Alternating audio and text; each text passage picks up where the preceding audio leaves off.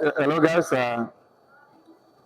Like we've always been doing, today we are here again to have an interview with one of the expats who lives in Czechia. He's from Nigeria, actually. And then we will be interviewing him on his perspective and also the life in Czech Republic, what he does, and then also if someone want to also move to Czech, what the person have to do or the process and procedure the person has to follow. Okay, so we have our guest with us here today, Mr. Femi. Welcome. Hi, hello, Mr. Kadir. Okay. How you doing? Good, and you? Good. Today you look like a basketball player. I know. Don't mind my looks, because I'm heading somewhere, so that's why I have to look the part for where I'm going to. I see. Yes. So, briefly, please, can you introduce yourself to us, and also for how long have you lived in Czech?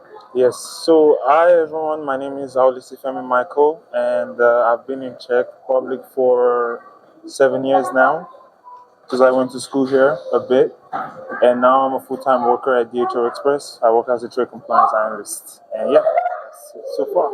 Okay. So, how long? 6 years. I'm sorry, 7 years. 7 years. 7 years. Yeah. So, do you speak some Czech? Unfortunately, no. But I'm actually working on that, taking some classes right now, and hopefully, yeah, we'll see. It goes well. No? So please, can you take us through briefly your educational background, because I guess you spent most of your formative years back home in Nigeria, and then here. So if you can take us through what you studied back home in Nigeria and as well as here. So it's kind of tricky, right? Because of the nature of my parents' job, because they work as diplomats. So we came here at a very young age, high school basically, and I did some of my high school here. We call it back home, we say secondary school. Secondary school. So I did that here for like a year or 2 years. Then I went back to Nigeria to finish my high school. I did my WAEC. He knows what WAEC is. And I came back here to continue my education, whereby I got admission in Czech University of Life Sciences, where I had my bachelor's degree in IT. And after that, I continued to do my master's, but I ventured into a different department, which was economics and management, where I also specialized in IT, just to get a different perspective in that field. And yeah, so after that, continued my work at DHL as a compliance analyst as well. Yeah. Wow, that's good. That's actually, you had a brief moment of like travel in your life, because as a kid, and then your parents moved from one country to another. So I guess. Yeah, it's quite interesting. Yeah, so please, if you can take us through the application process, how was it? Is it difficult to get admission in the university? And then how was the process, and also with... So, the thing is, the way I came, right, was quite different because of my parents, basically. So, I didn't apply for uni from Nigeria. Yeah. I just went back, did my work, came back, and we looked for schools. And that was how we got admission. Because some of my friends that I know who came here, they actually got admission from Nigeria. So the process they went through was quite different from my process. Okay. Yeah, because I was already here. Because back home, there's a long list of process you have to go through. Before coming here. Getting the admission is easy, but of course with visa and so it makes it quite complicated. So for me, luckily for me, it was easy because you were already here. I was already here, and what I had to do was just finish my work, come back, look for universities. And admission was so easy. After that, I think I did one entrance exam. It's called notification. It's just to verify. I mean, you have to take the exam to verify your high school results, basically, because and the subjects. The educational system here in high school is different from the way it is back home in Nigeria, basically. So I did that, and I continued my uni here until I got my master's. Okay. Yeah. So let's also look at you moving. Finally, you're here, and then you started to study. And I know you spent some of your formative years also here. Yeah. But what are some of the cultural differences that you have observed between back home in Nigeria and also the cultural difference that you also observed here? To be honest, the cultural difference was really big. Oh, okay. Yeah, it was because especially the mindset, basically. Okay. The way people think here is different from the way people think back home. Okay. And at first, when I newly came to Prague, I didn't really like it because it was a big change for me Yeah. because of the culture. But as time went on, I started liking it. I mean, because I got more exposed. I'll put it that way. I got more exposed, got to experience how things are done here, you know. So I would say it's different, but in a positive way, Okay. in some So, aspects. Yeah, in some aspects, yeah, but what about the family system? Because if you look at back home, yeah. we actually do have big families. Yes.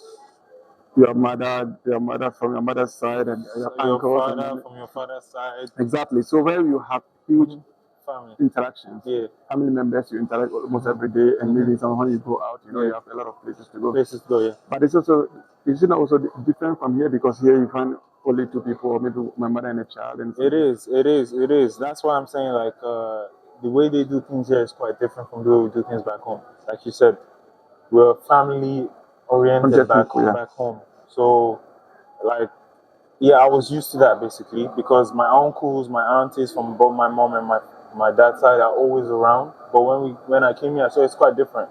It's more of like, you know, me, my wife, my kids. That's the kind of orientation they have here, and I found that interesting as well.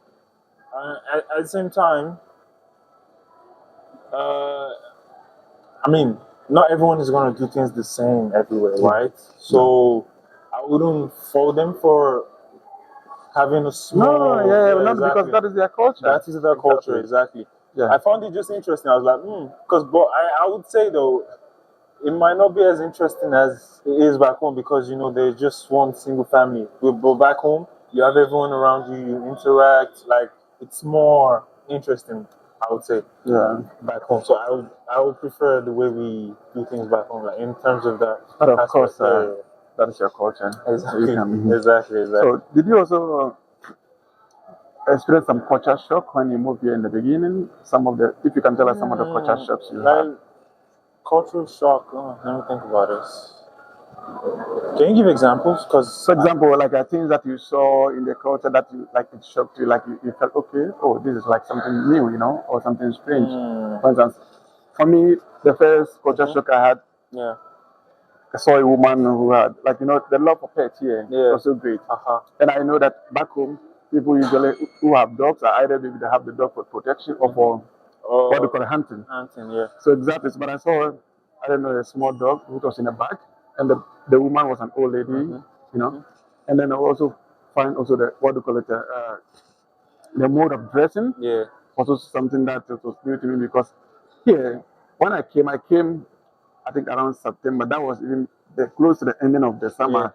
As the summer was almost elapsing. Yeah. Then I found people wearing very, very short Skirt. and then when they are on the elevator and they are kissing. But these are things that in my back home, it's like we say it's like immoral to kiss someone in public.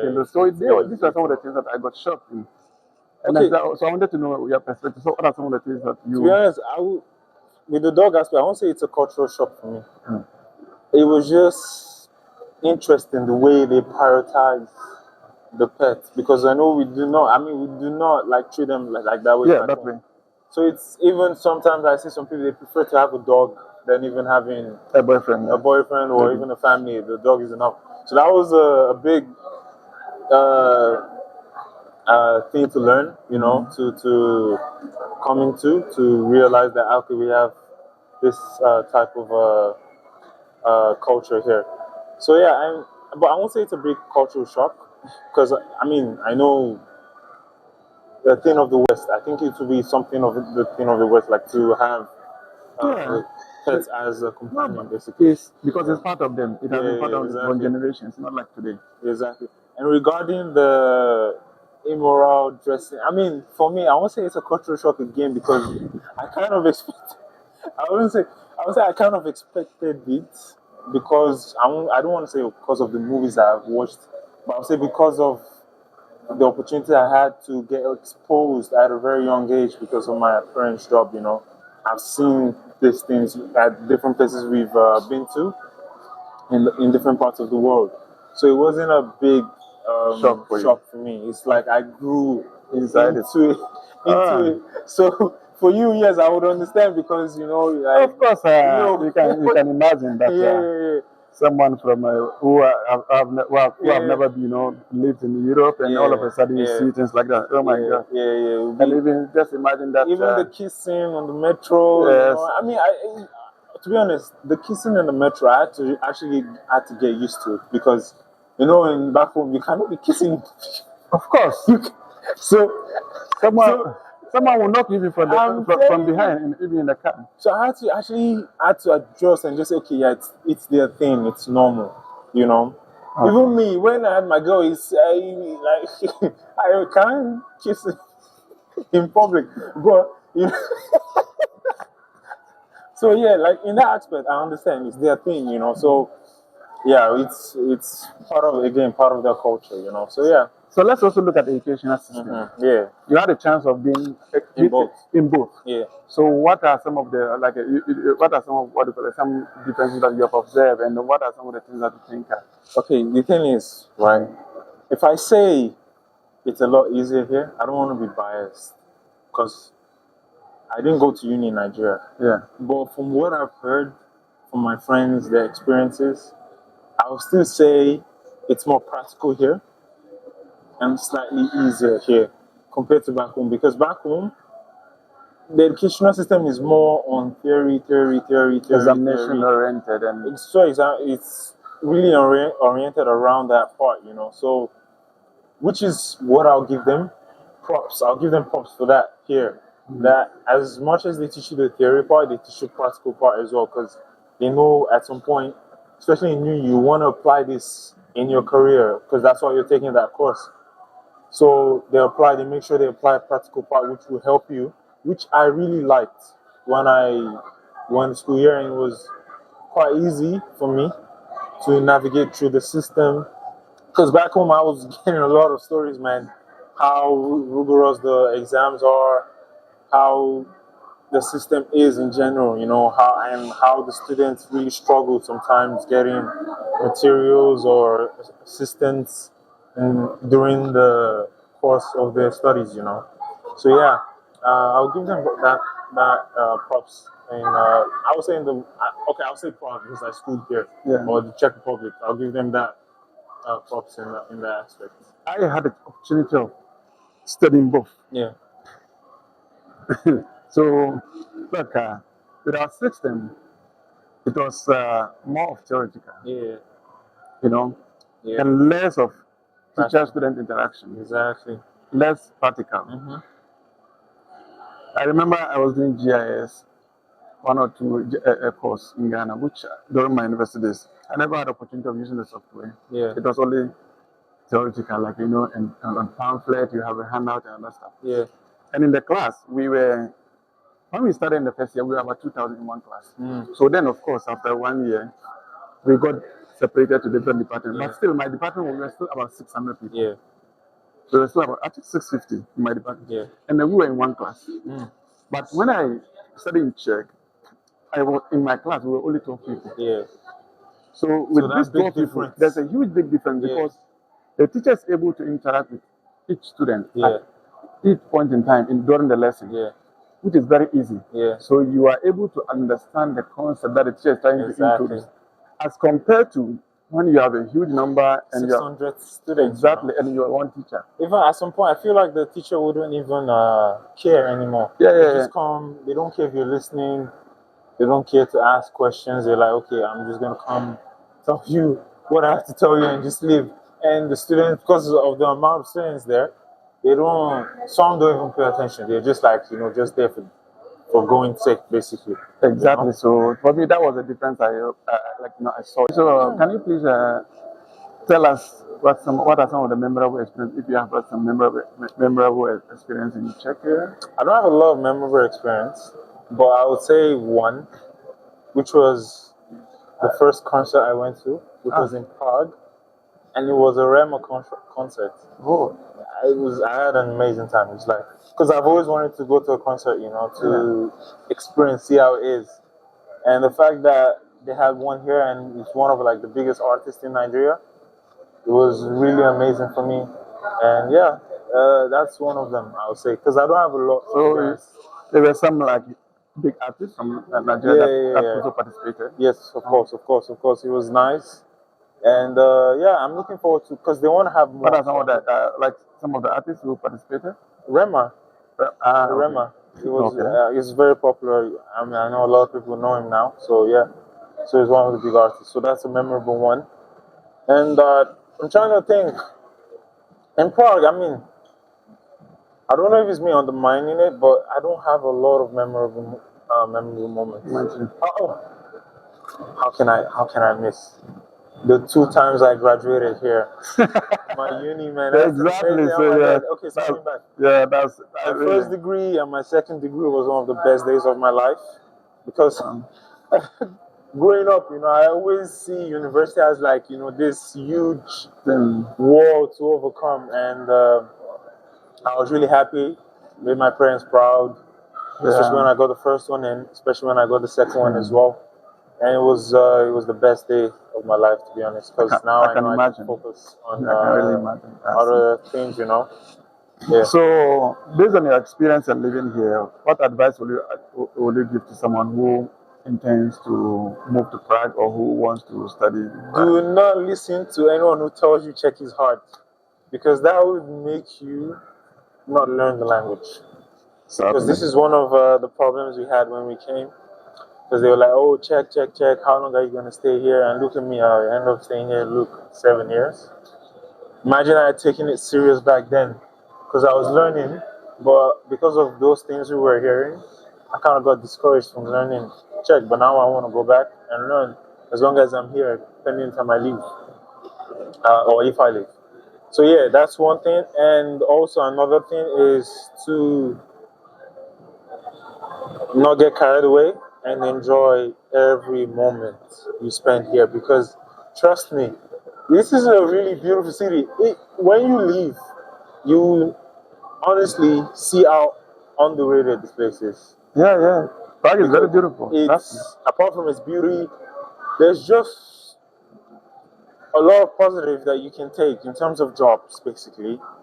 You have schools, you get cheaper, like you can get cheaper schools here as well to go to. There's job opportunity for you to build your career, to prepare you for great opportunities in different places. So that's one thing. Take advantage of all this little things in while you stay here in Prague or in Czech Republic in general. And yeah, and just enjoy yourself while you're here. Have a nice time. Because trust me, everyone I spoke to, they always tell me that I used to live here before. They always tell me they miss Prague. They really enjoyed it here, and it's not like any other place, to be honest. So yeah. Okay. Yeah. So are there some people that you would like to say? You would like to say shout out to? Shout out to my G's, Tayo, Sadiq, Mehmet, and my girl. Or my girls. I see. Oh, okay. But yeah, be careful with the way you say. I'm just kidding, man. Okay. Shout out to all my OGs out there, Okay. And yeah, it's been a pleasure. Okay, it's been a pleasure too. Thank you. Thank you. So, guys, please do like and subscribe, and also share with subscribe, guys. Share with friends and family. Please do subscribe and share. Yeah. And watch our videos. And like as well. It's very important. It's very important. Thank you so much. Ahoy.